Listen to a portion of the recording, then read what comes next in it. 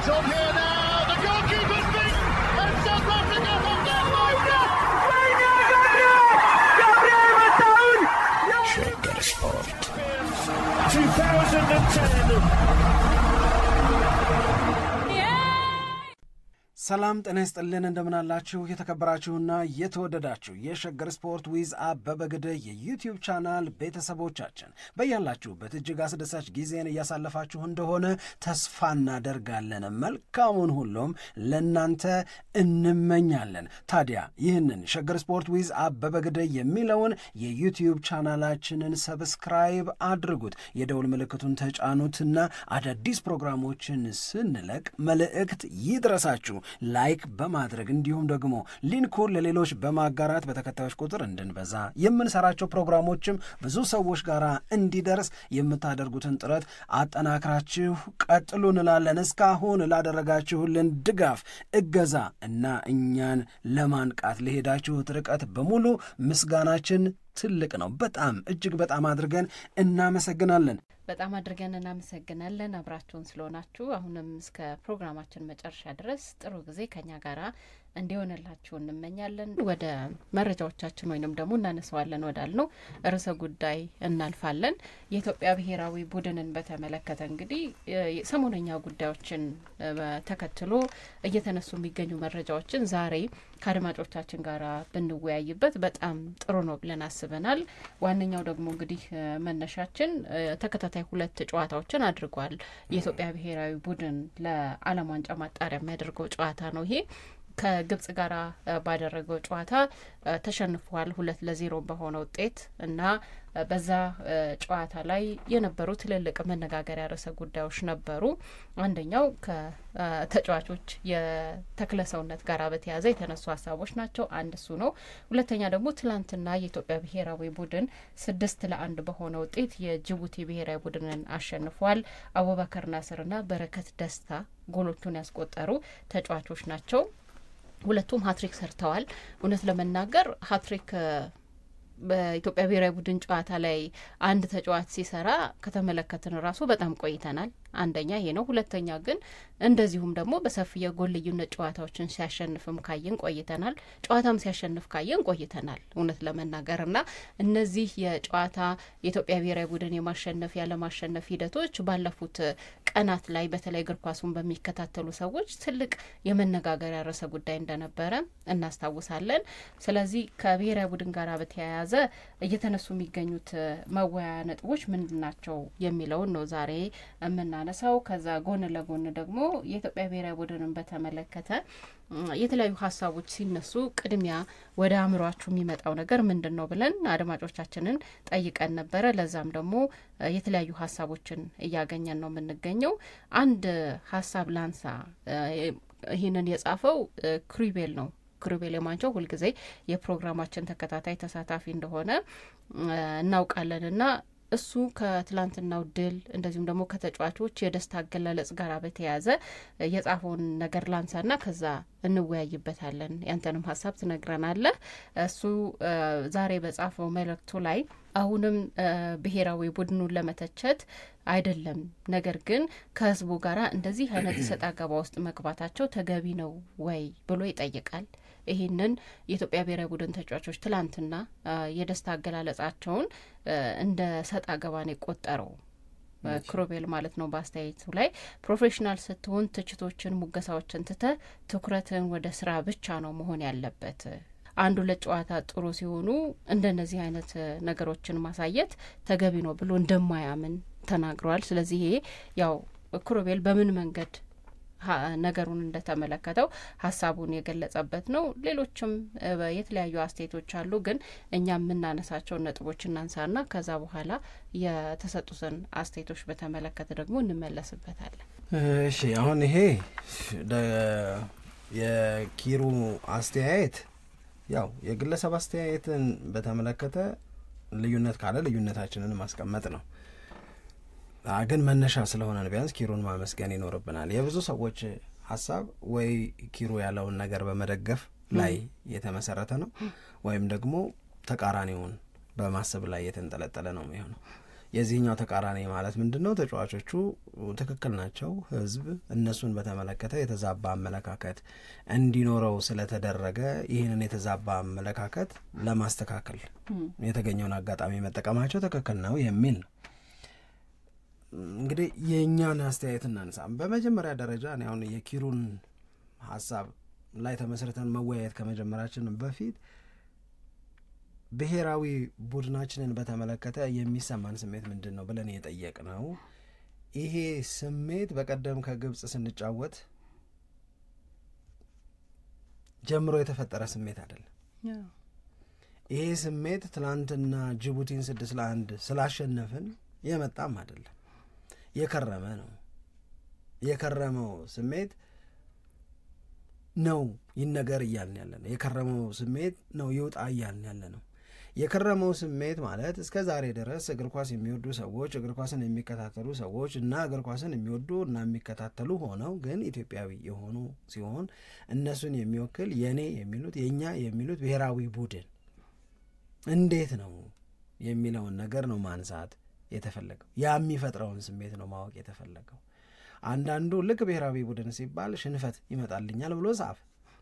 አንዳንዱ ደግሞ ከጨዋታ በፊት አገራዊ ስሜት፣ ጭንቀት፣ ፍርሃት፣ ማዘን፣ መናደድ፣ አለፍ አለፍ ሲል ደግሞ በጣም አልፎ አልፎ በጮቤ በደስታ መፈንደቅ፣ እንደዚህ ያሉ ነገሮች ናቸው የኢትዮጵያ ብሔራዊ ቡድን የሚፈጠሩብኝ የሚል አስተያየቱን ሰጥቷል። እንደነዚህ ያሉ በብሔራዊ ቡድናቸው መመካት የሚያቀታቸው ኢትዮጵያውያኖች አሉ። ብሔራዊ ቡድኑ የሚያመጣቸው የአልፎ አልፎ ድሎች ደግሞ የደስታቸውን ወደር የለሽነት እንዲታወቅላቸው የፈለጉና የጻፉልንም ደግሞ አሉ። የትኛው ያመዝናል ብንል አብዛኛው የኢትዮጵያ ብሔራዊ ቡድን ውጤት ደካማ ከመሆኑ አንጻር ደከም ያለው ውጤት የሚፈጥረው የቁጭት የብስጭት እና ለመኩራት በብሔራዊ ቡድኑ የመቸገር ስሜት አለ። ይሄንን እውነት 6-1 ስላሸነፍሽ በአንድ ጨዋታ የምትቀይሪው አይደለም። ይሄንን እውነት ረጅም ጊዜ ይዘነው ቆይተን የኖርንበት አብሮን የከረመ ስለሆነ መጀመሪያ ስለ ብሔራዊ ቡድን ሲነሳ እንዲህ ያለ ሀሳብ ይመጣብናል ነው። ግን ለብሔራዊ ቡድናችን ደካማ ውጤት ባለቤትነት ማንን እንውቀስ? የብሔራዊ ቡድኑ ደካማነት ለምሳሌ አሁን የሚሰማን ጥሩ ያልሆነው ስሜት ወይም ለመመካት የሚቸግር ለመተማመን የመቸገር ስሜታችን በብዙ ጊዜያቶች ተደጋጋሚ ደካማ ውጤቶች የመጣ እና የተፈጠረ ስለሆነ ይሄንን መቀየር የምንችለው በተደጋጋሚ ጥሩ ውጤት ማስመዝገብ በመቻልና በመቻል ብቻ ነው። እና ጥያቄው የሚሆነው እንዴት እንቻል ነው። እንዴት ጥሩ ውጤት የሚያስመዘግብ ብሔራዊ ቡድን እንፍጠር? እውነት ጠንካራ ብሔራዊ ቡድን ለመፍጠር የሚያስችል አሰራር እየሰራን ነው ወይ? ለዛሬ ሳይሆን ለነገ ጠንካራ ብሔራዊ ቡድን ሊያወጣ የሚችል ሀገር፣ የሚፈልግ ሀገር፣ የሚመኝ ሀገር የሚሰራውን ስራ እየሰራን ነው ወይ ከሆነ ጥያቄው በእኔ እምነት አይደለም ነው። ካልሆነ ደግሞ ይሄው ስሜት ገና ይቀጥላል። ይሄው ስሜት ገና ለረጅም ጊዜ አብረውን ይቆያል። ምክንያቱም የገባንበትን ያለንበትን ስሜት እናውቀዋለን። ከዛ ስሜት የሚያወጣና አሁን ያለውን ለመኩራት የመቸገር ስሜት የሚያኮራ ብሔራዊ ቡድን ፈጥረን ወደ ኩራት ለመምጣት ወደ መደሰት ወደ መመካት የሚያስከብር ብሔራዊ ቡድን እንዲኖረን ለማድረግ እየተፍጨረጨርን አይደለም። እኔም አንቺም ዘኪም ሌላውም የእግር ኳስ ተመልካች የሚያየው የሆነ አንድ ፍኖተ ካርታ ኖሮን ወይም አንድ ስትራቴጂ ኖሮን ወይም አንድ ፕሮጀክት ኖሮን ይሄ ፕሮጀክት ፍሬ ያፈራለት አሁን የገባንበት የመሸማቀቅ ስሜት ያበቃል፣ ከዚህ እንወጣለን እንድንል አይደለም ያለን። እንድንል የሚያበቃ ነገር አይደለም ያለን። ስለሆነ እንቆያለን እዚሁ ላይ እንከርማለን ብዙ ገና። ይሄንን ስለተነታረክን ምናምን አንተ አንቺ ስለተባባልን ማን ነው ልክ ማን ነው የተሳሳተው ምናምን ብለን ለፍርድ ሸንጎ ስለተቀመጠን ምናምን የምንፈታውና የምናቃልለው አይደለም። ከቆጨን ካንገበገበን አንዳንድ ሀገሮች እኮ አሉ ለምሳሌ ብሔራዊ ቡድናቸው እንዲሳተፍ ስለሚፈልግ እንዲሳተፍ ያደርጋሉ እንጂ ግድ የላቸውም የሚባሉ እኮ አሉ። ለእግር ኳስ ብዙ ኢንቨስት አያረጉ፣ ለእግር ኳስ ብዙ አይለፉ፣ ህዝባቸውም እግር ኳስ ወዳድ አይደለም። they don't care። ተጫዋች የሚባሉት በአብዛኛው የሆነ ሌላ ስራ ያላቸው ሰዎች ናቸው። አንዳንዱ ታክሲ ሾፌር ነው፣ አንዳንዱ የፋብሪካ ሰራተኛ ነው፣ አንዳንዱ አሳ አጥማጅ ነው፣ አንዳንዱ ምናምን ነው። እንትናን እንገጥማለን አሉ ተባብለው ተጠራርተው የሚመጡ ናቸው። አይለፉም፣ ቢያንስ ሌላ ስራ አላቸው። አይለፉም፣ ቢያንስ የሆነ ነገር እናድርግ ብለው በጣም ብዙ ብር አወጡ። ኤክስፔክት አያረጉም፣ አይጓጉም። ህዝባቸውም እንዳልኩሽ ለኳስ ያን ያህል ግድ ያለው አይደለም። ብሔራዊ ቡድናቸው ሲጫወት የእንግዳው ቡድን ደጋፊዎች የበለጠ ስቴዲየም ውስጥ የሚገኙባቸው ሀገሮች እኮ አሉ። አፍሪካ ውስጥ ሲሼልስ አንዷ ናት። የሲሼልስ ብሔራዊ ቡድን ተጫዋቾች ሌላ ስራ ያላቸው ናቸው። እዛው ሄደን አይተናል አይደል? ሲሼልስ ድረስ ሄደን አይተን ሌላ ስራ እኮ ነው ያላቸው። በነገራችን ላይ እሱ እንትን ነው ስራው ተብሎ ከበረኛው አንስቶ ተከላካዩን፣ አማካዩን፣ አጥቂውን ምናምን ይነግሩሻል። እንዳንቀር ያህን ነው የሚጫወቱ ያሉት ይላሉ። አይጓጉም። በጉጉታቸውና በእውነቱ መካከል ትልቅ የስሜት ጋፕ፣ የእውነት ጋፕ የለባቸውም። they don't care ምንም ነገር ሀፕን ቢያደርግ። ወደኛ ስትመጪ ግን እግር ኳስ በጣም የሚወደድበት ሀገር ነው። ለእግር ኳስ የተለየ ስሜት ያለው ህዝብ ያለበት ሀገር ነው። ስለዚህ ከሀገሩ ብሔራዊ ቡድን ከራሱ ብሔራዊ ቡድን የሚያኮራ የሚያስከብር ውጤት ቢያጣ እኔ ብራዚል ነኝ ማለት የጀመረ፣ እኔ ብራዚል ነኝ፣ እኔ አርጀንቲና ነኝ፣ እኔ ጀርመን ነኝ፣ እኔ ፈረንሳይ ነኝ፣ የኔዋ ፈረንሳይ ብሎ ሲጽፍልሽ ታያለሽ እኮ የኔዋ ብሎ። አሁን ብሔራዊ ቡድናችን አገር ውስጥ ጨዋታ ለማድረግ የሚያበቃ ስቴዲየም ስለሌለ ምን እንለዋለን? ስደተኛው ብሔራዊ ቡድን እንላለን አይደል? ስደተኛ ተመልካችም እኮ በጣም ብዙ ነው ያለው። እግር ኳስ በጣም ስለሚወድ ራሱን የሆነ ቦታ ወስዶ ሰፍቷል፣ ራሱን የሆነ ቦታ ወስዶ ለጥፏል። ከኢትዮጵያ ብሔራዊ ቡድን የሚመኘውን ድል ከፖርቹጋል ሲያገኝ ይሄ ነው ፖርቹጋል እያለ ይጨፍራል። በዚህ እውነት ውስጥ መሆናችን ነው ሊያስቆጭ የሚገባ። ወይ እንደነ ሲሼልስ ግዴለሽ ብንሆን፣ ወይ እንደነ ሲሼልስ አይ እግር ኳስን ቁም ነገር አድርገን እግር ኳስ ላይ ተስፋ አለን ብለን ምንም ገንዘብ ማናወጣ ቢሆን እና ነገሩ ቢበላሽ፣ ነገሩ እንዳሁን እንደሚሆነው ቢሆን ምንም ችግር የለም። ለእኔ የሚገባኝን እምነግርሽ። እኛ ግን 80,000 100,000 የሚይዝ ስቴዲየም ካልሰራን ብለን በየክልል ከተማው የምንፋጭር ነን። በጣም ብዙ ብር የምናወጣ ነን። የስቴዲየማችንን ግንባታ ምን እንደምናሳይበት ግድ ሳይኖረን ምን እናሳይበት፣ ምን ይዘን የምንቀርብበት ይሁን ብለን በመውደዳችንና ባለመቻላችን ወይም በመውደዳችንና አልሆንላችሁ በማለቱ መካከል ያለው ልዩነት ከመግዘፉ የተነሳ ቆጭቶን የሆነ ነገር ለማድረግ የማንሞክር ከሆነ it's painful። የእውነት ለመናገር በጣም ፔንፉል ነው። ስቴዲየም ያስፈልገናል ብለው የሚያምኑ ሰዎች ገንዘቡን ከተለያየ አቅጣጫ ሬስ ሲያደርጉ ወይም ገንዘብ እንዲኖር ሲያደርጉ በዚህ ስቴዲየም ላይ የኢትዮጵያ ብሔራዊ ቡድን በተለያዩ እርከኖች በወንድም በሴትም ሲጫወት ምን ይዞ ይቅረብ ለሚለው ነገር ግዴለሽ መሆናቸው በጣም በጣም በጣም በጣም በጣም እርስ በርሱ የሚጋጭ ነገር ይሆንብኛል። ግን አንዳንድ ሰዎች ምን ይላሉ መሰለሽ? ስቴዲየም ግንባታ ውስጥ ለግንባታው የሚበጀት በጀት፣ ለዛ ግንባታ የሚያዝ ገንዘብ ለራስ ጥቅም እንዲውል የማድረግን እድል ይሰጣል ይላሉ። ስለዚህ ለስቴዲየም ግንባታ የተለየ መቆርቆር ውስጥ የሚገቡት ከበጀቱ ላይ የሆነ ነገር መነካካት ስለሚቻል ነው ብለው የሚያምኑ ሰዎች አሉ።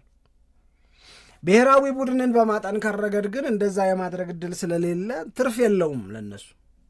እንደዛ ብሎ ለመረዳት ሰዎች እኮ የተገደዱበት አጋጣሚም ተፈጠረ። ሳምሪ ገብተሻል? ያኛው በጀት አለው፣ ያኛው ገንዘብ አለው። ኢን ሚሊየንስ ኢን ቢሊየንስ ሊሆን ይችላል ገንዘቡ። ከዛ በቃ የተለየ ቁርጠኛ ይሆናሉ ሰዎቹ። ስቴዲየሙማ መገንባት አለበት ይላሉ፣ ቴሌቶን ያዘጋጃሉ፣ ምን ይላሉ፣ ገንዘቡ ይሰበሰባል፣ ስቴዲየሙ ይጀምራል እንጂ አያልቅም። ለዛ ነው አሁን ብሔራዊ ቡድኑ እኮ ስደተኛ ይሆን። እዚህ ድረስ እንመጣለን፣ ይህንን ያህል ገንዘብ ኢንቨስት ለማድረግ ድረስ እንመጣለን እኮ ምንም እያየ ነው አይደል? ተናቦ እንኳን መስራት የሚቻልበት እኮ ሀገር አይደል? መቀሌም፣ ወልዲያም፣ ባህር ዳርም፣ ነቀምትም፣ ሐዋሳም፣ አዲስ አበባም፣ ድሬዳዋም በጣም ግዙፍ ስቴዲየሞች ይገነባሉ። እዛ ላይ ይዘነው ስለምንቀርበው ነገር ግን አባከና ሚል ምን አይነት መተላለፍ ነው? ምን አይነት ራስ ላይ ምላስ ማውጣት ነው? ራስ ላይ ማሾፍ ነው እኮ።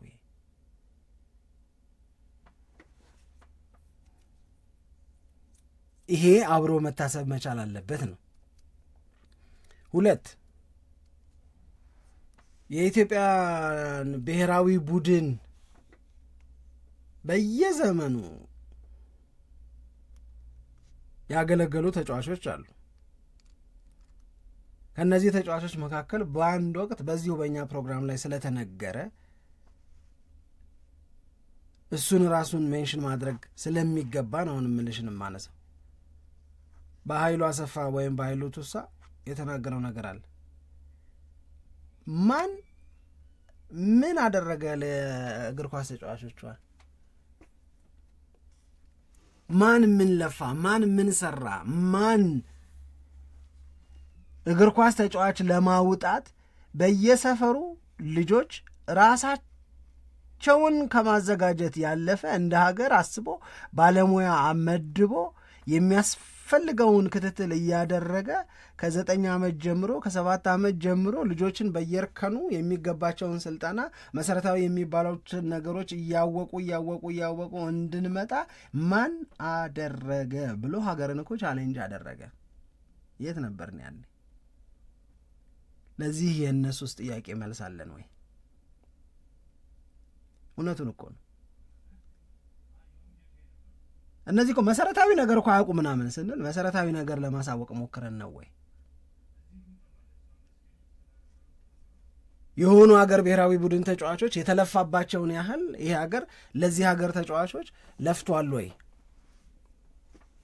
ብለንም ደግሞ መጠየቅ ያለብን አይመስለንም ወይ? አይገባም? ይሄስ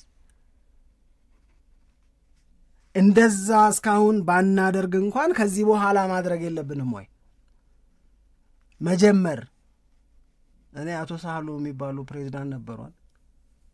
አቶ ሳህሉ አቶ ተካ ምናምን የነበሩበት ጊዜ በወንዶች 33 ፕሮጀክት በሴቶች 23 ፕሮጀክቶች አሉ ምናምን ሲባል ነው።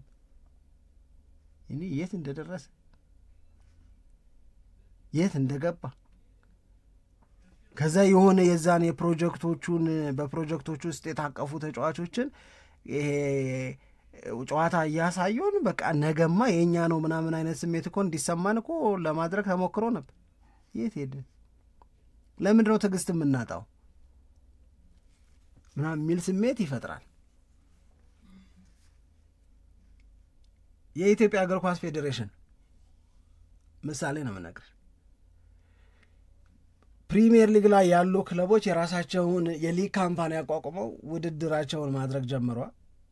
የራሳቸው ውድድር ራሳቸው ማስተዳደር ጀምሮ የሊግ ካምፓኒ ተብሎ አሁን የመቶ አለቃ ፈቃደ ማሞ የሚመሩት ቦርድ ያለው ምናምን ተቋቋሟል። የሊግ ካምፓኒ ድሮ የኢትዮጵያ እግር ኳስ ፌዴሬሽን ውድድሩን እየመራ ውድድር በመምራት ላይ ተጠምዶ ምናምን አላል ውድድር መምራት ካቆመ በኋላ ውድድር ሲመራ ያባክነው የነበረውን ጊዜ ወይም ያጠፋ የነበረውን ጊዜ እግር ኳስ ለማሳደግ እየተጠቀመበት ነው ወይ ከሆነ ምን አረክ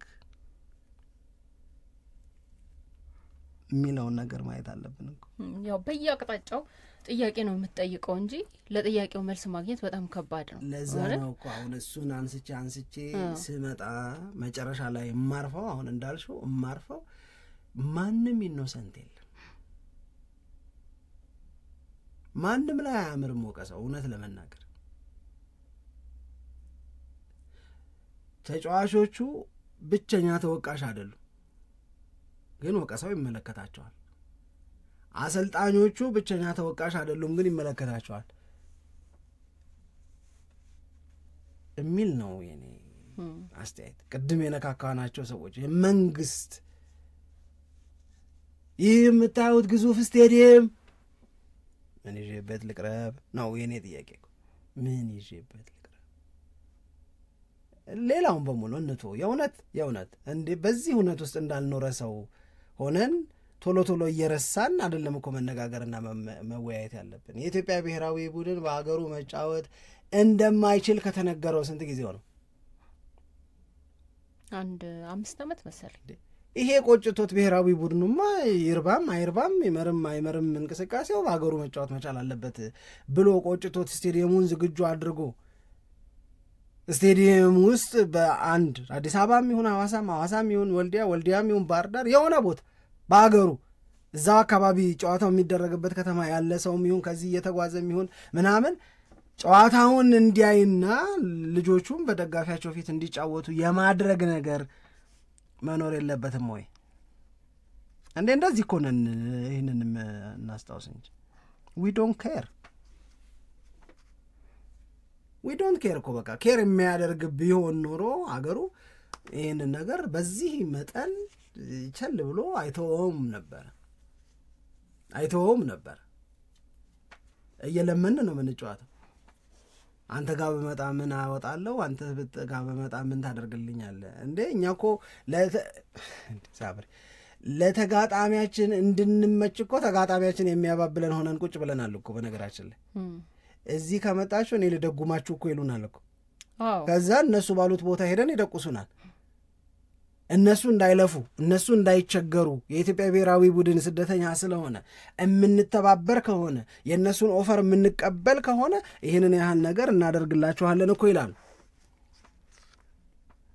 የሜዳችንንም የሜዳ ውጫችንንም ጨዋታ ግብጽ ብንጫወት ግብጽ እኮ ተከፍለናለች።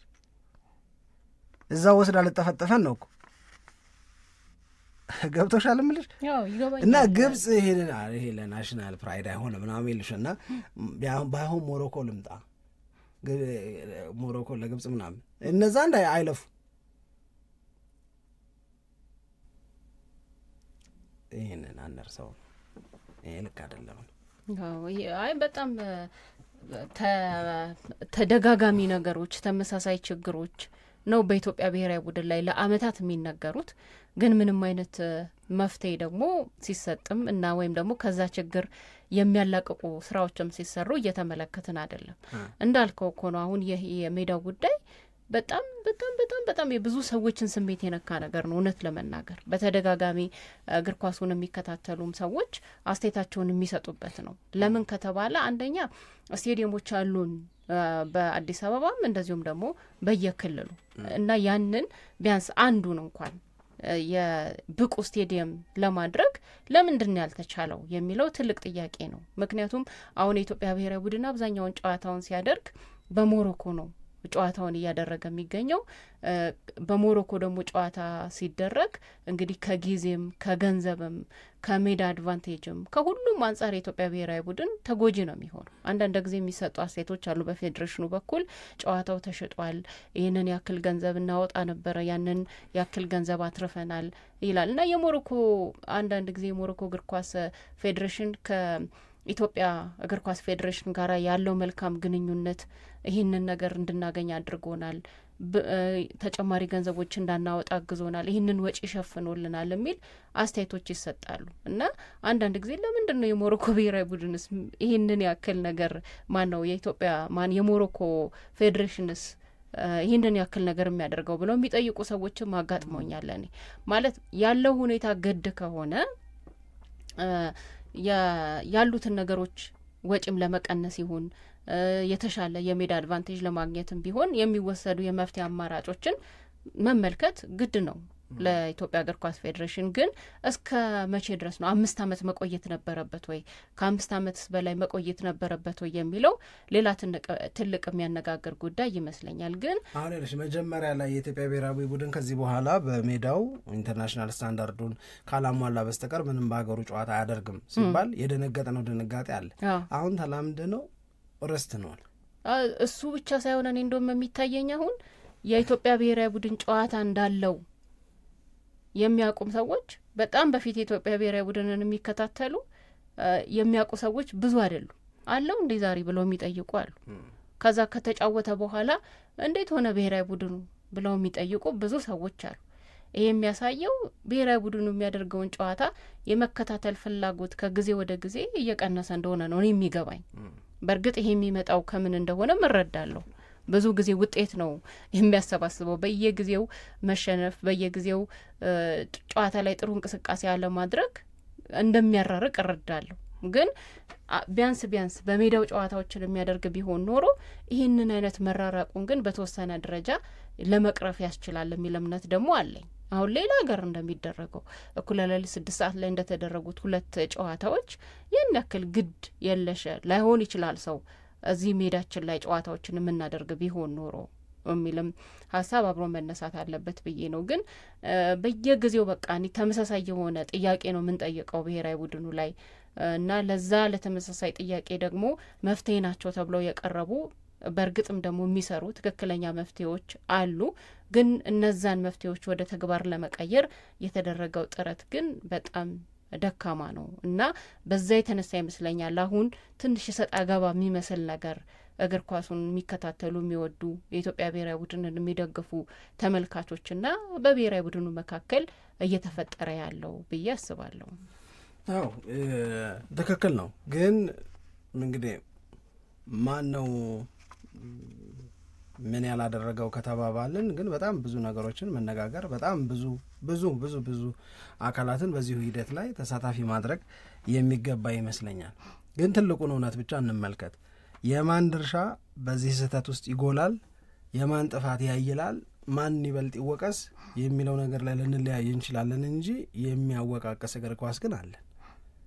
የማያስደስት ይሄንን ያህል እግር ኳስ ለሚወድ ህዝብ ኩራት መሆን የማይችል እግር ኳስ ነው ግን ያለን።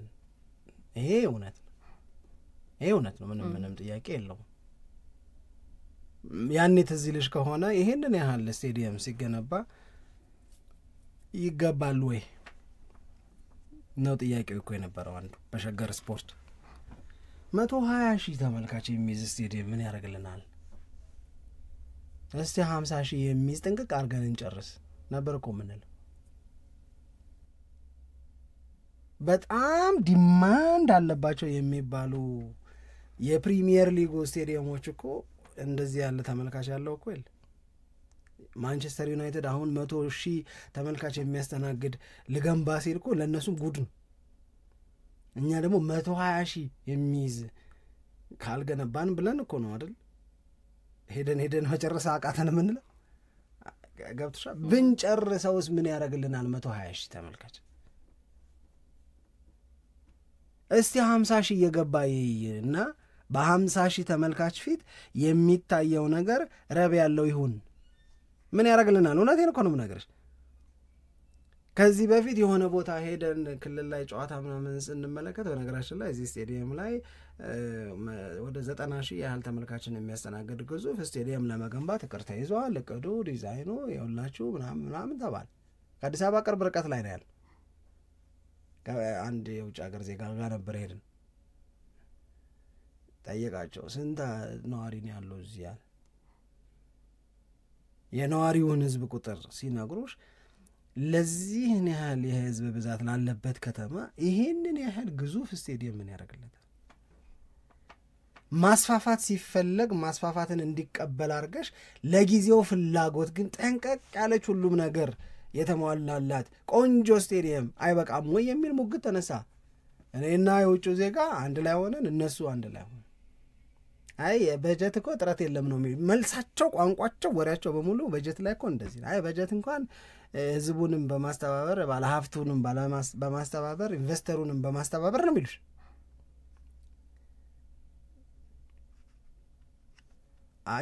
አይገባኝም ሆነ ለመናገር እኔ አይገባኝም። ያው ማለት ያለው ነገር ለእግር ኳሱ ከሚወጣው ወጪ ካለው የህዝብ ፍላጎት አንጻር ስትመለከተው አብሮ የሚሄድ ነገር አብሮ የሚሄድ አይደለም። አሁን ለምሳሌ የእንግሊዝ ፕሪሚየር ሊግ ላይ ስታንፎርድ ብሪጅ ጨዋታ ባለ ቁጥር የሚሞላ ስቴዲየም ነው አይደል? ስታንፎርድ ብሪጅ ላይ ስንት ሰው ነው መግባት የሚችለው? ኤምሬትስ ላይ 60 ምናምን ሺህ እኮ ነው። አንፊልድ ላይ፣ ኢትሃድ ላይ፣ ሌላ እንደዚህ ያልሽ ብትሄጂ እነዚህ በየጨዋታው ላይ ትኬት አገኘው ስትባይ እንደድለኛ የምትቆጠሪባቸው ስቴዲየሞች የሆስቲንግ ካፓሲቲያቸው በጣም ትልቅ አይደል they don't need it። ከፈለጉ ግን ምን ይላል አሁን ዲማንዱ የበዛ ነው አንፊልድን ትንሽ ተጨማሪ 5000 10,000 ሰው የሚጨምር ነገር አንፊልድን ማስፋፊያ ይሉሻል እንዲስፋፋ አርገሽ ታደርጋለሽ ቶሎ አርገሽ ታስፋፊና ተጨማሪ ሰዎችን የማስተናገድ አቅም ለስቴዲየሙ ልትፈጥሪለት ትችያለሽ። እዛ ላይ ያለን አንደርስታንዲንግ ቅድም ካልነው ከበጀት የሚገኝ ጥቅም ኖሮ ካልሆነ በስተቀረ እውነት ታስቦበት እውነት ታቅዶ ነው ወይ የሚደረገው ነው። አሁን ከዛ ህዝቡ ላይ እንዴት ብለሽ ትፈርጃለሽ?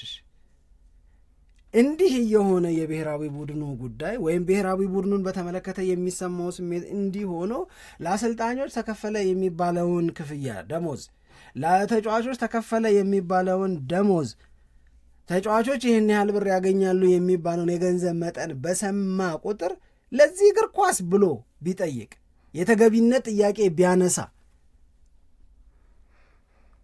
ኩራት ላልፈጠረ እርካታ ላልሰጠ እግር ኳስ ለአንድ ተጫዋች ይህን ያህል ብር ይከፈላል ሲባል ቢያጉረመርም ተጫዋችስ ብትሆኝ ለምን ይከፋሻል? ክብር ሰተሽ ቢሆን ኖሮ ውጤት አምጥተሽ ቢሆን ኖሮ ውጤት እንዲመጣ ተሰርቶ ቢሆን ኖሮ ማንም የማንንም ደሞዝ አጣራም ነበር። አትሌቶቹ ይህን ያህል ገንዘብ አገኙ ሲባል እንደማይደንቀን እንሆን ነበር እኮ። ገብቶሻል አይደል? ድል አለ፣ የሚታይ የሚያሳይ ነገር አለ፣ ኩራት አለ፣ የሚታይ የተፈጠረ ምናምን ነገር አለ እና ይህንን ሁሉ ነገር በሙሉ ከግምት ውስጥ ማስገባት ይኖርብናል። አንድ ወቃሽ የሆነ አካል ደግሞ ተወቃሽ ብቻ ሳይሆን we failed together በቃ ምንም በጋራ ነው ልንቀበለው የሚገባው ያለውን ችግር በሙሉ እንደዛ ነው የሆነ እኔ ታዛቢ ተጫዋቾቹ ደግሞ የምንታዘባቸው ብቻ አድርጌ አልወስዶም ራሴ ሰዎችም በቃ ግን we failed together። ስለዚህ አሁንም ማድረግ ካለብን በጋራ የሆነ ምንድን ነው መደረግ ያለበት የሚል ነገር ቢሆን ነው የተሻለ የሚሆንም ይመስለኝ። ይሄ የኔ አመለካከት ነው። አይ ልክ ነው። እኔም እንደዛ ነው የሚሰማኝ። በጋራ ነው ኃላፊነቱን መውሰድ የሚገባው። ግዴታ አንድ ሰው ብቻ ወይንም አንድ አካል ብቻ ተለይቶ መወቀስ አለበት በብሔራዊ ቡድን ጉዳይ ላይ ብሎ መነጋገር የሚቻል አይመስለኝም። በእርግጥ ሁሉም የራሱን ኃላፊነት መውሰድ አለበት። አንዳንድ ጊዜ አሁን የሚሰጡ አስተያየቶች አሉ። ለምሳሌ እንደውም ሀሳብም ከሰጠበት የኢትዮጵያ ብሔራዊ ቡድን 6-1 በሆነ ውጤት ጅቡቲን አሸነፈ። አሁን ይህንን እንደ ድል ልንቆጥረው ነው? ጅቡቲን እኮ ነው የሚል አስተያየት አለ። ይሄ አንድ የሚነሳ ነገር ነው። ሁለት ደግሞ አንዳንድ ጊዜ አሁን ሰሞኑን ሲነሳ እንደነበረው ከሜዳ ላይ ከሚታዩ እንቅስቃሴዎች አንጻር በብሔራዊ ቡድን ደረጃ ማን ጠብቀው አይነት እንቅስቃሴ ነው የሚታየው ብለው ደግሞ አስተያየት የሚሰጡ ሰዎች አሉ። በግል ተጫዋቾች ያለባቸውን ድክመት ሊሆን ይችላል። አሰልጣኞች ደግሞ ብሔራዊ ቡድኑ ላይ ያን ያክል የረባ ስራም አልሰሩም። አንድ የጤና ቡድን ሲጫወት ከምንመለከተው በጣም ያነሰ የሜዳ ላይ እንቅስቃሴ ነው የሚታየው ብለው ሰዎች በተደጋጋሚ አስተያየት ሲሰጡ ሰምቻለሁ። እኔ ብቻ አይመስለኝም ይሄንን አስተያየት ራሱ የምሰማው ብዙ ሰዎች የሚናገሩት ነገር ነው። ብዙዎችም ደግሞ ሰምተውታል ብዬ አስባለሁ። እና እንደነዚህ አይነት አስተያየቶች ይሰጣሉ። እንደነዚህ አይነት ደግሞ በግልም ቢሆን ልንቀበላቸው የሚገቡ የማይጠበቁ ነገሮች ደግሞ ተከስተዋል ተብሎ ሲነገርም አንዳንድ መቀበል ያለብን ነገር ሊኖር ይችላል። ግን አንድ አስተያየት እንድትሰጥበት የምፈልገው አንድ ከሜዳ ላይ እንቅስቃሴ አንጻር ነው። ሁለት ደግሞ ጅቡቲን እኮ ነው ያሸነፍ ነው የሚለው ይገባሉ ይለኛ ሳምሪ ለምሳሌ በቅርብ ዓመታት ውስጥ የኢትዮጵያ ብሔራዊ ቡድን መልካም የሚባለው ጊዜው መቼ ነበረ ስቲ ከ31 ዓመት በኋላ ወደ አፍሪካ ዋንጫ ያለፍንበት ጊዜ ነው።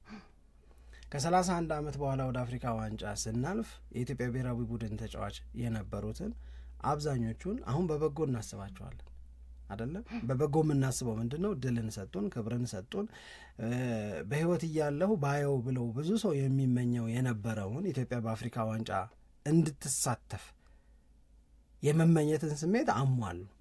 ያኔ አሰልጣኝ ማን ነበረ? ሰውነት ቢሻው ነበር የነበረው። ስለዚህ በሰውነት ቢሻው ጊዜ የነበሩ ተጫዋቾች ያንን ነገር ሲያደርጉ ምን ሆነ? እኔ ያኔ የተሰማኝን ነገር በወቅቱ ተናግሬዋለሁ። በጣም ደስ ይለኛል ያንን በማለት። ያንን ብቻ ከደገምኩልሽ አሁን ስለ ጅቡቲም ሆነ ስለ ሌላ ብሔራዊ ጉዳይ የምናገረው ያኔ የተናገርኩትን ነው የምቀይረው። ይሄ በጣም አሪፍ ነው። ኢትዮጵያ ከ31 ዓመት በኋላ ወደ አፍሪካ ዋንጫ ማለፍ መቻሏ በጣም አሪፍ ነገር ነው። ይሄንን ግን ልናየው የሚገባው መንደርደሪያ ነው። አሁን ችለናል ብለን የምንዘናጋ ከሆነ የትም አንደርስም። እውነት ከዚህ በኋላ በተከታታይ አፍሪካ ዋንጫ ላይ የማንቀር እንሆናለን ወይ?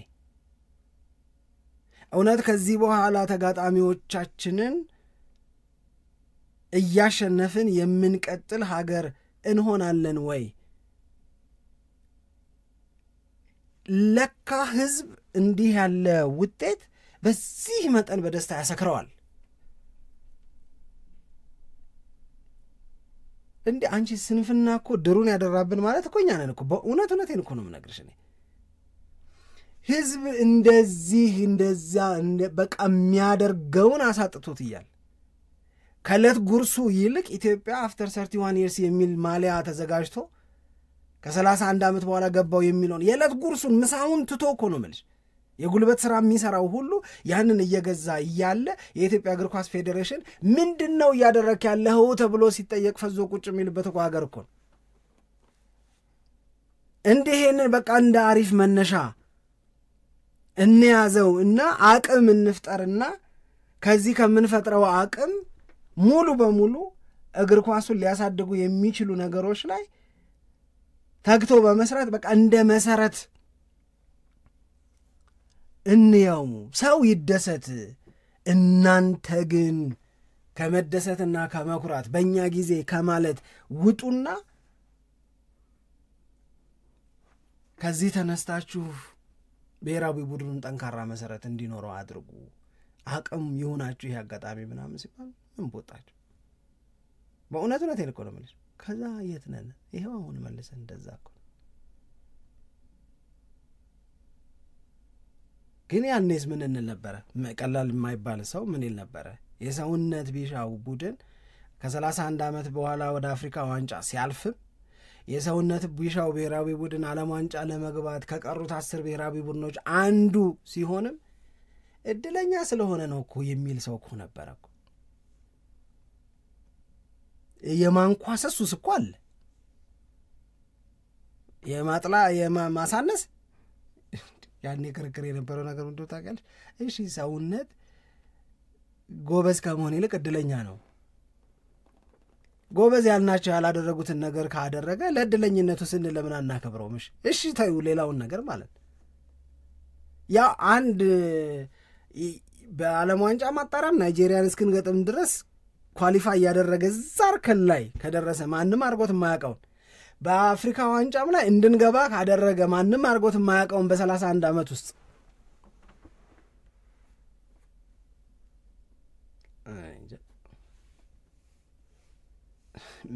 ምን ያደርግልሻል? አንቺ እድለኛ ነው ጎበዝ ነው ምናምን የሚለው ነገር ለአትሌቲክስ የሚዘፈን ዘፈን እኮ ያኔ ነው ለብሔራዊ ቡድን የተዘፈነው እኮ። ለሩጫ ለኦሎምፒክ መልስ ምናምን የሚዘፈን ነበር አይደል የምናውቀው። ለእግር ኳስ ያኔ እኮ በደንብ ተዘፈነ፣ ብዙ ሰው ዘፈነ። ሁለተኛው በብሔራዊ ቡድንና በእግር ኳስ ጉዳይ ኢትዮጵያ ማንንም የመናቅ መብት የላትም። ማንንም አሳንሳ የማየት መብት የላትም። እዛ አቅም ላይ አልደረስም። ጅቡቲ እኮ ነው፣ ሶማሌ እኮ ነው፣ እንትና እኮ ነው ማለት አንችልም። እንደዛ አይነት ስሜት ለመያዝ የምንመካበት ወይም እንድንመካበት የሚያደርገንን ብሔራዊ ቡድን መጀመሪያ መፍጠር መቻል አለብን። ሶማሌን አላሸነፍንም፣ ሶማሌን እንኳን ማሸነፍ አቅቶን ብለን የምንቆጭነን አይደል? በሆነ ጨዋታ ላይ ደግሞ ከራሷ ከጅቡቲም ጋር አቃተን ብለን ትስንል ነበር አይደል? እስኪ መጀመሪያ አሁን እንግዲህ በዞን ካሰብነው ሴካፋ ላይ የምናስመዘግበው ውጤት ምናምን ኮንሲስተንትሊ የሴካፋ ጉልበተኛ ኑን እስኪ መጀመሪያ እስቲ እነዚህ ጎረቤት የምንላቸውን ሀገሮች የሚያሸንፍ የእነሱ ጉልበተኛ ሆነን ሰሜኖቹ ያቅቱን፣ የእነዚህ ጉልበተኞች ሆነን ምዕራቦቹ ያቅቱን እስኪ ወይ ደቡቦቹ ያቅቱን እስኪ። እኛ እኮ እያቃተን ያለው እዚህም ነው እዛም ነው። ሶ ሁ አር ዩ አፍተር ኦል ሌሎችን አንደርማይን ለማድረግ አሳንሶ ለማየት ያምራሉ ይበኛ ነው የኔ ጥያቄ። ያምራሉ ይበኛ። አንዳንዴ እኮ ግርም ይላል አይደል? ግርታ ውስጥ ይከታል፣ የግርታ ስሜት ውስጥ የሚከት ይመስለኛል። ይሄንን ሳነሳ ውበቱ ነው አሪፍ አሰልጣኛል፣ ውበቱን ሰጠነው ብሔራዊ ቡድን ምን ማድረግ ቻለ? ገብረመድህንን ሰጠነው ምን አደረገ? ቶም ሴንትፌት የውጭውንም ሀገር አሰልጣኝ ሰጠነው፣ የሀገር ውስጡንም አሉ የሚባሉ አሰልጣኞችን ሰጠናቸው። አስራትም ያዘው ሰውነትም ያዘው ማንም ያዘው የኢትዮጵያ ብሔራዊ ቡድን ኮንሲስተንትሊ ፑር ነው። ኮንሲስተንትሊ ነው። ሶ ጥያቄያችንን መቀየር ያለብን ለየትኛው አሰልጣኝ እንስጠው የሚል እየተወዳደረን እስካለን ድረስ አሁንም አሰልጣኞችን አወዳድረንና መርጠን ብሔራዊ ቡድን ይዘን መቀጠል እስካለብን ድረስ ይህንን ውሳኔ እየወሰንን የተለያዩ ውድድሮች ላይ እየተሳተፍን ኩም የምንልበትንም ላይ ኩም እያለን የምናሸንፍበትንም እያሸነፍን መሄድ አለብን። ነገር ግን ይሄ ሂደት ዘላቂ የሆነ ሰክሰስ አያመጣም፣ አየ ነው። ስለዚህ ዘላቂ ሰክሰስ እንዲያመጣ ምን እናድርግ የሚለው ላይ ነው መጫጫህ ያለብን መነጋገር ያለብን እንጂ ኢሬሌቫንት የሆነ ቫሊዩ አድ የማያደርግ ዲስከሽን ግን ምንም አያረግ። ምክንያቱም ተጫዋቹም ስትወቅሽው በኃይሉ ትሳለሽን አይነት ነገር ቢልሽ መልስ የለሽ። ፌዴሬሽኑንም ብትወቅሽው የሆነ የሚለው ነገር አለ፣ የሚያላክክበት አካል አለ።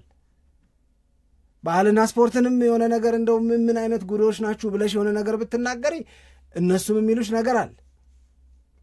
አሰልጣኞቹንም ብትይ የሆነ መልስ አለን ብቻ ሁላችን። ስለዚህ መልሱን እንቶ፣ ክርክሩን እንቶ፣ ሙግቱን እንቶ ኤክስትሮቨርት ከመሆን ይልቅ ኢንትሮቨርት እንሆንና የሆነ አሻግረን የሆነ ሰው ላይ የምንለጥፈው ከሚሆን ይልቅ ወደ ራስ ተመልክተን እኔ ምን ላድርገው ወደሚለው ነገር ላይ የበለጠ ትኩረት ቢደረግ የተሻለ ይመስለኛል ነው የኔ። እንደዛ ነው የሚሻለው። አለበለዚያ ምንም ትርጉም የለው። ተጫዋቾቹም አይነክ ያርገው ራሳቸውን ማየት የለባቸውም። ገባሽ? ፐብሊክ ኦፒኒየን ሚንስ ፍሪ ምንም እንትን የለው። ያው ምንም በተለይ በአሁኑ ጊዜ ላይ ምንም እንትን የለው። ከህዝብ ጋር መበሻሸቅ የለባቸውም። እኔ አሁን ይሄንን ስልሽ መበሻሸቅ የለባቸውም ስልሽ ወዳቸውን ገልጠው ማሳየታቸው ልክ አይደለም ብዬ አይደለም። እኔ ማሳየታቸው እንደውም ጥሩ ነው የምልህ። የእውነቴን ነው የምልሽ። ምክንያቱም አሁን ይሄንን እንደ ሰው ደግሞ እናስበዋ። እንደ ሰው ስናስበው ለምሳሌ አስቻለው ታመነ ቦታ ሆኜ ልየው እስኪ። አስቻለው ታመነ ቦታ ሆነሽ ነው ይሄንን አሁን አስተያየት የምትሰጪው ወይስ በአስቻለው ታመነ ፎቶግራፍ በቀለዱት ሰዎች ቦታ ሆነሽ ነው አስተያየት የምትሰጪው ወይስ የቱ ጋር ነሽ ነው? መጀመሪያ ይሄንን አስተያየት የምትሰጪው የት ቦታ ሆነሽ ነው? የት ቦታ ሆነሽ ነው ይሄንን ሐሳብ የምትሰጪው የሚለው በጣም ወሳኝ ነው። በአስቻለው ታመነ ቦታ ሆነሽ ከሆነ አስተያየት የምትሰጪው በዚህ ጉዳይ ላይ አንቺን በተመለከተ ሰው ላይ የተፈጠረው ምስል ልክ ካልሆነ ያን እንዲስተካከል ሰዋዊ ምኞት አታጭመጭ። ሮንግ ኢምፕሬሽን ስለኔ ማንም እንዲኖረው አልፈልግም። ያን እንዲስተካከል ናቹራሊ የማገኘውን አጋጣሚ ይጠቀምበታል።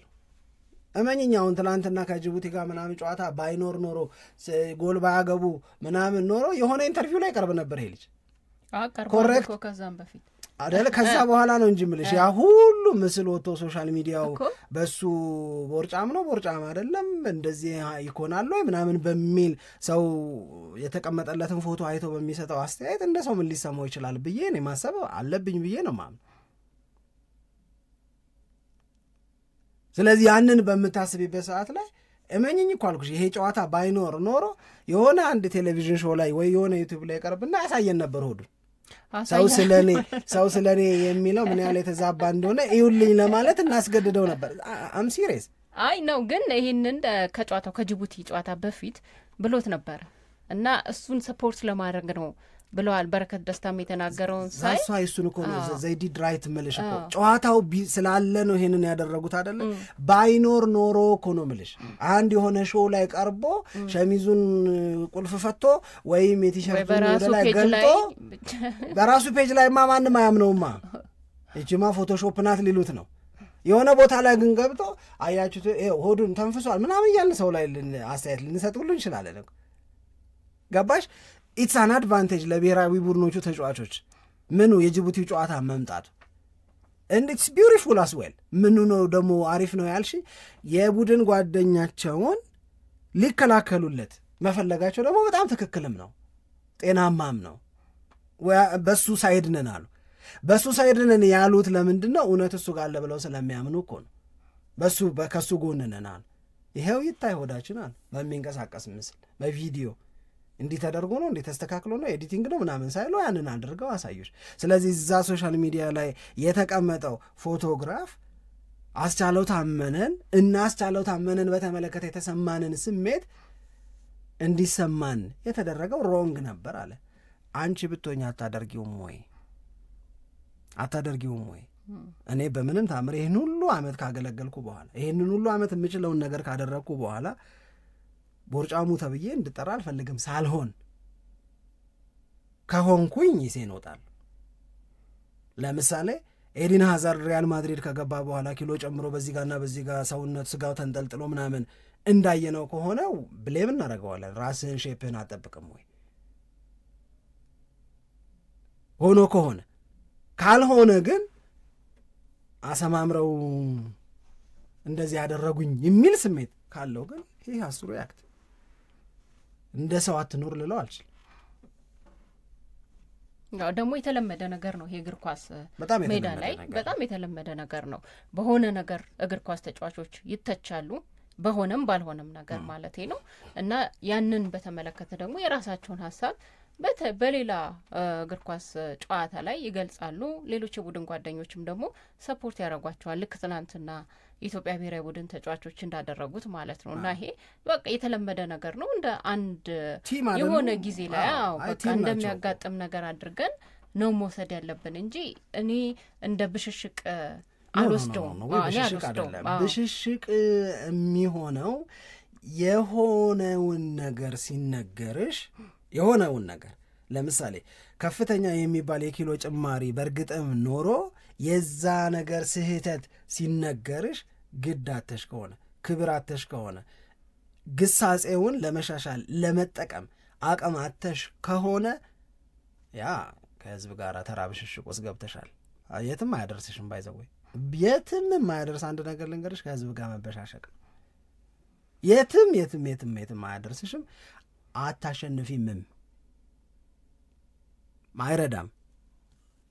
ነገር ግን ሰዎች እንዲሳሳቱ አርገዋቸዋል ተመልካቹን ብለሽ ከተሰማሽና እኔ ጋር እውነት አለ ካልሽ ያንን እውነት ሊታይ በሚችል መንገድ አሳይተሽ እውነቴን ተረዱኝ ካልሽ ግን የቡድን ጓደኞቹም ያንን እውነት እንደሚያውቅ ልጁን ከደገፉት ግን ከልጁ መሸማቀቅ ማንም የሚያተርፍ የለም። በተለይ ደግሞ እንዲሸማቀቅ እያደረግን ያለ ነው ሮንግ በሆነ መረጃ ከሆነ ያ መረጃ እንዲስተካከል ማድረግ ለምንድነው መጥፎ የሚሆነው? ለምንድነው ስህተት የሚሆነው? መረጃ ይስተካከል ነው ዛት በቃ ሌላ እኮ ነገር የለም። እና ቅድም ያልኩሽ ነው ግን የቱ ጋር ሆነን ነው አስተያየት የምንሰጠው የሚለው ነገር እንትን የሚባል ነገር ይሻል። በጣም ደስ የሚሉ ኮንሰፕቶች መካከል አንደኛ የቫንቴጅ ፖይንት የሚባል አለ። ቫንቴጅ ፖይንት ማለት ሐሳብ ነው። ሐሳቡ የት ጋር ሆነን ነው አስተያየት የምንሰጠው የሚል ነው። የምንሰጠው አስተያየት ከምንቆምበት ቦታ አንጻር ይለያያል። ገብቶሻል አይደል? ልክ ነው። በማን ጫማ ውስጥ እንደሚባለው ማን ቦታ ሆኜ ነው አስተያየቱን የምሰጠው፣ ምን ቦታ ሆኜ ነው አስተያየቱን የምሰጠው የሚል ቲዮሪ ነው የቫንቴጅ ፖይንት። ቫንቴጅ ፖይንት ላይ ሲያስረዱ እንደውም አንድ ምን የሚሉት ነገር አላቸው። ሁለት ሰዎች አሉ። አንደኛው በወንዙ አንደኛው ዳርቻ፣ አንደኛው በሌላኛው ወንዝ አንደኛው ዳርቻ፣ በዛ ወንዝ ላይ ሌላኛ ዳርቻ ላይ ቆመዋል። ገብቶሻል? ወንዝ አለ፣ አንደኛው በአንደኛው ዳርቻ ነው፣ ሌላኛው በዛኛው ዳርቻ ላይ ቆመዋል። ቫንቴጅ ፖይንት ሲያስረዱ የሚጠቀሙበት ነው። ከዛ አንደኛው ምን ይለዋል? ይህንን ወንዝ እንድሻገር እርዳኝ አለና እዛኛው ዳርቻ ላይ ላለው ሰው ጠየቀው። ተሻግረህ የለ እንዲ ያለው ከሱ አንጻር ስታየው መሻገር ማለት ለካ ያኛው የቆመበት ቦታ ላይ መገኘት ነው። ተሻግረህ የለ እንዲ ያለው ሰው በዚህ አይነት እንትን ስትሄጂ ምን ቦታ ሆኜ ነው የትኛው ቦታ ጋር ሆኜ ነው አስተያየት የምሰጠው የሚለው ነገር በጣም ወሳኝ ነው። ግን ዞሮ ዞሮ ይሄ ትልቁ መውደቃችን ላይ ተማምነን ፌል ማድረጋችን ላይ እንደ ናሽናል ቲም ፌል ማድረጋችን ላይ ተማምነን የወደቅነው ይበልጥ በሱ ጥፋት ነው ከመንባባል ምንም የምናተርፈው ነገር የለም። ወድቀናል፣ ይቆጨን፣ ከዛ እንዴት እንነሳ? ይሄ ነው ወደፊት ሊወስደን የሚችል የሚመስለኝ እንጂ አብዛኛው ጥፋት የኔ ቢሆን ከመውደቅ እስካላዳነን ድረስ ምን ትርጉማል? ምን ትርጉማል? ልክ ነው። ኃላፊነት መውሰድ ላይ ሁሉም ሰው መጎበዝ አለበት። ምንም ስናፉ ነው እምለው። የእንትንም ስሜት የትም አያደርስም፣ የጉልበት ስሜት የዛቻ ስሜትም የትም አያደርስም። የማያስወቅስ ነው ካሉ የማያስወቅስ አለመሆኑን በደንብ ማስረዳት፣ በደንብ መነጋገር ይቻላል። አስተያየቶቻችን ትችቶቻችንም ደግሞ የእውነት ለመናገር መተቸት ማለት መውቀስ ማለት ልክ አለመሆኑን መንገር ማለት እስኪጎዱ ድረስ እስኪሰበሩ ድረስ መስደብ ማለትም ደግሞ አይደለም። በዛም ውስጥ ትርፍ የለንም፣ በዛም ውስጥ ጥቅም የለንም። በዚህ አይነት ረገድ ነጻነት የሚኖረው ወይም ነጻነት ሊኖረው የሚገባው ተመልካቹ ነው። ተመልካቹም ቢሆን ነጻነቱን በደንብና ሊጠቅም በሚችል መንገድ ኤክሰርሳይዝ ቢያደርገው ተገቢና ትክክል ነው። በናሽናል ቲም ስንል ግን አንዳንድ ጊዜ ለምሳሌ አሁን የእንግሊዝን ብሔራዊ ቡድን ብትወስጂ አሰልጣኝ ቶማስ ቱኸል ለመጀመሪያ ጊዜ ለብሔራዊ ቡድን የጠሯቸው ተጫዋቾች አሉ አይደል? የኢትዮጵያ ብሔራዊ ቡድንም ለመጀመሪያ ጊዜ የሚጠራው ተጫዋች ካለ ያንንም ልጅ ነው እኮ አብረን የምንሰድበው። ገብቶሻል አይደል? ሂስ ቶታሊ ኢኖሰንት። እስከ ዛሬ ድረስ ለመጣው በብሔራዊ ቡድናችን ተስፋ የመቁረጥ ምንም ያደረገው ነገር የለም። ገና ሊጀምር ነው እሱ። አይ እንግዲህ አብረቱ ወቀጥ ነው። አይ ልክ ነው። ስለዚህ በሁሉም አቅጣጫ ነገሮች መታየት አለባቸው የሚለውን መውሰድ ያለብን ይመስለኛል። አንደኛ፣ ሁለተኛ ደግሞ መተላለፍም የለብንም። እኛ አለን በምንለው አቅም በብሔራዊ ቡድን ደረጃ እና ደግሞ በትክክል ባለን አቅም ማለት በቃ መሬት ላይ ያለው የኢትዮጵያ ብሔራዊ ቡድን አቅምና እኛ ደግሞ አለን ብለን በምናስበው መካከል በጣም ከፍተኛ ልዩነት አለ። መስታወት ፊት ቆማ እንደዛ አይነት ነገር እንዳይሆን መተላለፍም የለብንም። ግን ትልቁ ፖይንት ብዬ የማስበው እኔ ሁሉም ኃላፊነቱን መውሰድ አለበት እና ያንን ኃላፊነት ለመውሰድ ደግሞ መፍራትም አያስፈልግም። ከዚህ በፊት የተፈጠሩት ነገሮች የሆኑት የውጤት ዝቅታዎች ከፍታዎችም በቃ እንዳሉ የሚቀመጡ መሆን አለባቸው። ከዚህ በኋላ ግን ሁሉም ኃላፊነቱን ወስዶ እንደተባለው በጋራ ከሆነ ፌል ያደረግነው በጋራም ደግሞ መነሳት ይቻላል እና ግን ለዛ ትልቅ ቁርጠኝነት ያስፈልጋል። መጀመሪያ መተማመንም ያስፈልጋል የሚለውን ማየት ይኖርብናል። በያላችሁበት መልካም ጊዜ እንዲሆንላችሁ እንመኛለን። ኢትዮጵያ ለዘላለም ትኖር።